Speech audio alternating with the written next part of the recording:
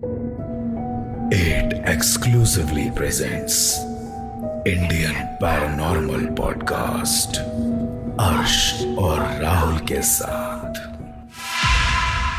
असली तांत्रिक क्या होते हैं? राहुल, असली तांत्रिक अगर हम बात करें, यहाँ पर असली और नकली भी नहीं, जो सच में अपनी विधाओं को, अपने मंत्र विधाओं को, हमारे वेद, हमारे स्क्रिप्चर्स और जो सही ज्ञान है उसके हिसाब से अगर वो करते हैं तो वो सही तांत्रिक कहलाते हैं। मतलब वो कभी भी अपनी शक्तियों का गलत इस्तेमाल नहीं करते हैं।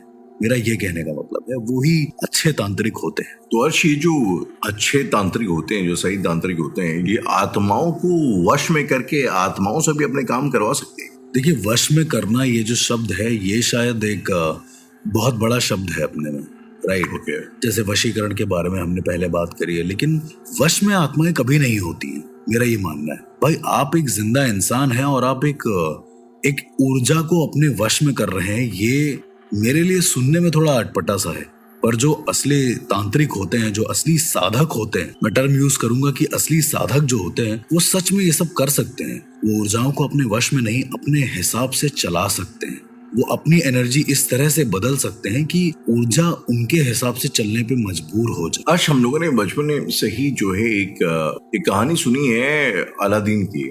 फिल्म अलादीन होता है और एक जिन होता है जिसको अगर आप चिराग खींचते हैं, जिन बाहर आता है और आप जिन जो है आपसे 3 मुरादें मांगते हैं और उसके बाद वो आपकी मुरादों को पूरा करता है। तो ये क्या कुछ उसी तरीके के कॉन्सेप्ट जैसा है कि अगर जिन आपकी बस में आ गया तो आप उससे कुछ भी काम करवा सकते हैं? यार, आपका सोचना शायद सही है, पर जिन भी बेसिकली वश में नहीं होते कभी भी। तो अगर मैं तांत्रिकों की बात करूं कि वो इतनी सारी चीजें फिर कैसे कर लेते हैं, कई सारे लोगों के दिमाग में एक ख्याल आता है कि फिर वो इतनी बड़ी बड़ी चीजों को अंजाम कैसे दे देते हैं। तो उसका सिर्फ एक ही सवाल, जो सिद्ध तांत्रिक होते हैं वो अपनी सिद्धियों के दम पर, वो कई सारी शक्तियों के दम पर, उन्हें साध कर ये चीजें कर सकते हैं। बहुत सारी चीजें ऐसी हैं जो आम इंसान के बस के बाहर हैं, वो भी कर सकते हैं, और ये मैंने सच्चाई में देखा है। अर्श, ये हम लोग हनुमान चालीसा पढ़ते हैं तो उसमें कहते हैं हनुमान जी को अष्ट सिद्धि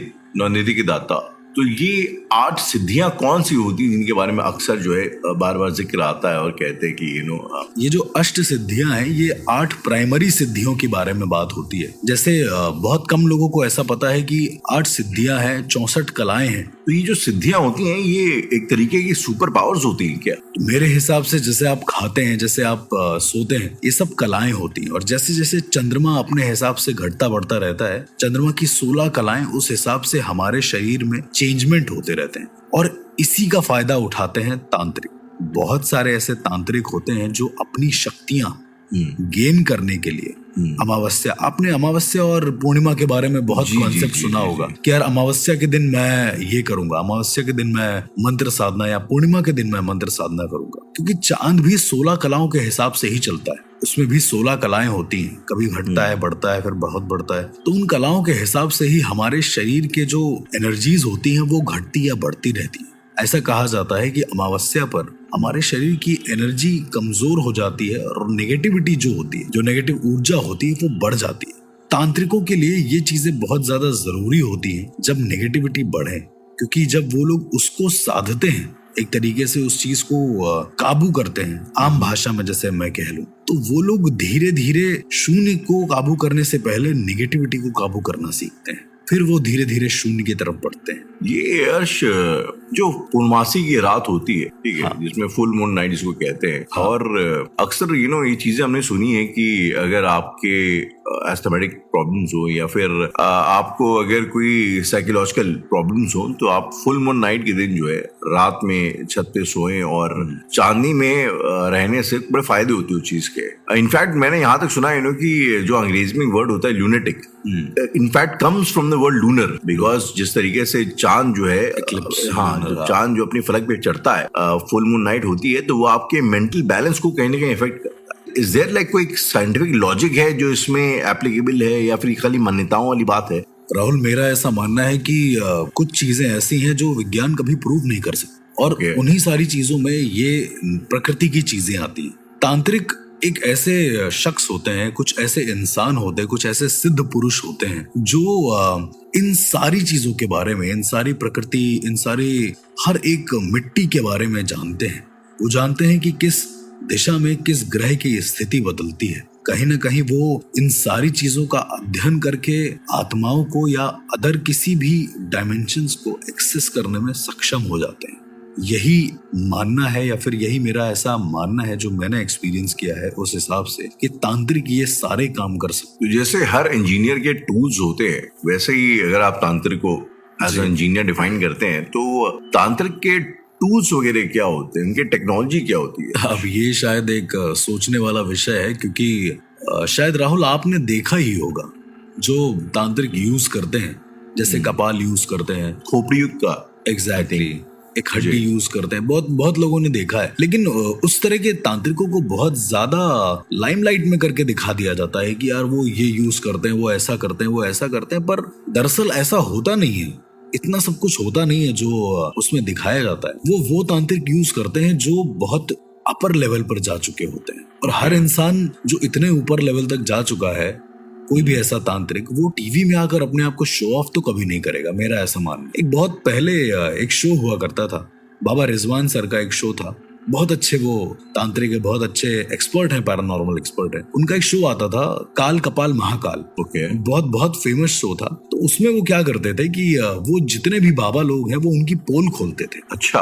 वो बताते थे कि कैसे नारियल के अंदर से खून आता है। वो बताते थे कि कैसे नींबू के अंदर से जब आप नींबू को काटते हैं तो नींबू लाल हो जाता है। वो बताते थे कि किन किन केमिकल्स की वजह से ऐसा होता है। जबकि असल जिंदगी में देखें तो रिजवान बाबा खुद में बहुत बड़े पैरानॉर्मल एक्सपर्ट हैं। उनको बहुत सारे अमलियत, बहुत सारे रूहानी अमल, बहुत सारे कह सकते हैं कि सिद्धियों के बारे में पता है जो गुप्त हैं, जो सिर्फ गुरुओं के जरिए ही मिलती हैं। तो ऐसे भी अच्छे तांत्रिक, अच्छे आलिम या फिर अच्छे पथ प्रदर्शक आज भी एग्जिस्ट करते हैं इस दुनिया में, मेरा ऐसा मानना है। एक शख्स है, आज मैं उनके बारे में आपसे पूछना चाहूंगा। आजकल काफी ज्यादा पॉपुलर है thanks to social media, Bageshwar Dham बाबा। बिल्कुल। और बीच में बहुत बड़ी कंट्रोवर्सी भी चली थी कि वो जो मेंटलिज्म करते हैं वो मेंटलिस्ट हैं या फिर वो एक वाकई में सिद्ध पुरुष है। तो उनके बारे में अगर आप कुछ बताना चाहें तो आपकी क्या ओपिनियन? देखिए, ऐसा पहली बात तो नो कमेंट्स ऑन एनीवन मेरे हिसाब से, क्योंकि मैं जिस हिसाब से मैंने देखा है उनको, आज भी इस दुनिया में ऐसे लोग एग्जिस्ट करते हैं जो मंत्रोच्चारण से, क्योंकि मंत्र से बहुत कुछ होता है राहुल। और मैं उनको तांत्रिक भी नहीं कहूंगा, मैं उनको सिर्फ एक ऐसा इंसान कहूंगा जिस पर गुरु कृपा है, जिस पर गुरु का हाथ है। अब आप उसे तांत्रिक का नाम दे दें, आप उसे पंडित का नाम दे दें, आप उसे किसी भी चीज का नाम दे दें। देखिए, तांत्रिक शब्द को बहुत ज्यादा मीडिया ने हाईलाइट कर दिया है, मेरा ऐसा मानना है, जबकि असल मतलब तांत्रिक का कुछ और ही होता है। मैं वापस आपसे वही सवाल करूंगा कि जो सिद्धियां होती हैं ये दरअसल होती क्या क्या है? देखिए, अगर सिद्धियों के टॉपिक पर हम आते हैं राहुल, तो मेरे हिसाब से पॉडकास्ट छोटा पड़ जाएगा और सिद्धियां बताते बताते समय निकल जाएगा। सिद्धियां बस इतना मैं बता सकता हूँ कि कुछ तांत्रिक कई सारी सिद्धियों को साध लेते हैं और फिर वो एक गुप्त तांत्रिक बन जाते हैं, एक सिद्ध तांत्रिक बन जाते हैं। और कुछ ऐसे भी तांत्रिक होते हैं जो सिद्धियों को साध नहीं पाते और बस पैसा कमाने के लिए तांत्रिक बन जाते हैं। तो सिद्धियां एक अपने में ही एक बहुत बड़ा, बहुत ही गूढ़ विषय है, जिसके बारे में हम जरूर बात करेंगे कभी। एक किताब मैंने पढ़ी थी हर्ष, बड़ी फेमस किताब है वो, ऑटोबायोग्राफी ऑफ अ योगी। हाँ बिल्कुल, अच्छी है किताब। एंड हाँ, इनफैक्ट अगर कोई स्पिरिचुअल जर्नी पे है तो उसके लिए आई रिकमेंड दैट। उस किताब में काफी ऐसी सारी चीजें थी ना जो आप मतलब अगर आप एक नाइव रीडर हो मेरी तरीके से, तो आपको चीजों पे विश्वास नहीं होगा। ओके। आई मीन आपको लगेगा कि कुछ भी। एक और किताब है जो बहुत ज्यादा पॉपुलर है, आई एम प्रीटी श्योर आपने जरूर पढ़ा होगा उस किताब को या जानते होंगे उस किताब के बारे में। वो विभूति भूषण बंदोपाध्याय जी की किताब है, तारानाथ तांत्रिक। एग्जैक्टली। आई गेस आप उसमें लिखी हुई चीजों के बारे में जरूर सोच रहे होंगे, मुझे ऐसा लगता है। बिल्कुल, मतलब अलग अलग तरह के साधनाओं, अलग अलग चीजों के बारे में जो उसमें लिखा है। यार मेरा ऐसा मानना है कि तारानाथ तांत्रिक एक ऐसे तांत्रिक थे जो बहुत अंडररेटेड थे और उनके बारे में बहुत कम दिखाया गया या बताया गया। ऐसा कहा जाता था तारानाथ तांत्रिक के बारे में कि वो एक बहुत पहुंचे हुए, बहुत सिद्ध तांत्रिक थे अपने जीवन में। ओके। तो जो विभूति भूषण और ताराभूषण बंदोपाध्याय, जो दो लोगों ने जो किताबें लिखी है तारानाथ तांत्रिक के ऊपर, उस किताब में दरअसल तांत्रिक बनने की उनकी जर्नी के बारे में दिखाया गया, जैसा कि आपने पढ़ा होगा इनफैक्ट। जी जी जी। तो जब आप देखेंगे, लेकिन आप जब असल जिंदगी में कोलकाता या फिर तारापीठ या फिर वहां जाकर इसके बारे में पता करेंगे, क्योंकि मैंने तो पर्सनली पता करा है, तो हर एक इंसान से यही सुनने को आया है कि ये जो तांत्रिक थे ये कुछ भी कर सकते थे। ये किसी नॉर्मल इंसान को पॉलिटिशियन बना सकते थे, ये किसी मरते हुए इंसान को बचा सकते थे, ये किसी आत्मा से बात कर सकते थे, ये किसी के घर में अगर कोई भी दिक्कत होती थी तो बिना जाने, बिना उस इंसान के बारे में जाने उस आत्मा का पता लगा लेते थे। ओके। तो ये सच्चाई है, इसलिए वहां के सारे लोगों ने इसको किताब में गढ़ दिया, क्योंकि इससे बेहतर तरीका नहीं हो सकता किसी भी सही इंफॉर्मेशन को लोगों तक पहुंचाने का कि इस तरह के भी सिद्ध महात्मा एग्जिस्ट करते थे पहले। बड़ा ही सुपर नेचुरल और बड़ा आपको लग रहा होगा कि ये कैसे पॉसिबल है। हाँ, आई मीन एक स्केप्टिक होने के नाते मैं ऑब्वियसली इस बात पे डाउट करूंगा कि हाउ इज इट पॉसिबल। मैं एक बार इसको और सही से एड्रेस कर देता हूँ कि जब भी कोई इंसान सुपरनैचुरली पोजेस्ड होता था और वो मरने की कगार पे होता था, तो जैसे ही उसे तारानाथ तांत्रिक के पास ले जाया जाता था, वो इंसान अपने आप ठीक हो जाता था और थोड़ी देर के बाद जो बुरी आत्मा होती थी वो उसी तारानाथ तांत्रिक के उसका एक कमरा था छोटा सा, वो उसमें कैद हो जाती थी। और ऐसा माना जाता है कि वो किसी बड़े जगह पर नहीं रहता था, बहुत छोटी सी एक छोटा सा एक घर था उसका। उसके घर के बाहर के बोर्ड पे लिखा रहता था कि बड़े बड़े राजा महाराजा जितने भी लोग यहाँ पर आए तो एक घंटी बजाएं और घंटी बजाने के बाद खत में लिख कर डालें कि उनको क्या दिक्कत है, और कुछ समय के बाद अपने आप उस इंसान को इस चीज का हल मिल जाता था। ऐसा बहुत सारे राजा महाराजाओं का भी कहना है कि उनको सपने में तारानाथ तांत्रिक दिखे और उन्होंने उपाय बता दिए, जबकि वो उनसे मिले भी नहीं। ये एक मतलब बड़ी ही अद्भुत और बहुत बड़ी ही विचित्र चीज है जो मैंने देखी, मैंने इनफैक्ट लोगों से समझी जानी इस बारे में। एक वेब सीरीज आई थी जिसमें तारानाथ तांत्रिक के बारे में हर एक डिटेल दिखाई गई, वो भी अडॉप्शन थी विभूति भूषण बंदोपाध्याय की बुक की।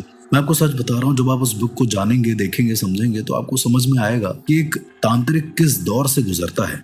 एक अच्छे तांत्रिक की बात हो रही, उन्होंने भी अपने दौर में बहुत सारे गलत काम किए हैं, पर धीरे धीरे जाकर जैसे जैसे वो चरण को क्रॉस करते गए उन्हें समझ में आता गया कि एक परम अवस्था है क्या। बहुत सारे लोग जो गलत कर देते हैं, जब तारानाथ तांत्रिक की कहानी को आप डीपली समझेंगे तो आपको और ज्यादा समझ में आएगा कि एक्चुअल में ये है क्या। मैं सिर्फ उनका ही एग्जाम्पल क्यों दे रहा हूँ, क्योंकि वो इजिली एक्सेस है हम सबके बीच में, हम सब लोग देख सकते हैं, उनको समझ सकते हैं और उनकी कहानी को जान सकते हैं, और उनके कई सारे प्रमाण आज भी कोलकाता में मौजूद हैं। एक छोटा सा किस्सा है जो उनके बारे में बहुत ज्यादा फेमस था, और वो किस्सा था कि उनके पास ना कोई केस आता है अचानक से, जिसमें एक लड़की कमरे में डरी डरी सी रहती है, पर जैसे ही उसको आप खाना ला कर देते हो वो उस खाने के ऊपर खड़ी हो जाती है काफी देर तक, और खड़ी होने के बाद वो ऐसे बिहेव करती है जैसे वो इस दुनिया की ही नहीं है। वो अलग अलग भाषाओं में बात करती है, और खाने के ऊपर ही खड़े होकर क्यों।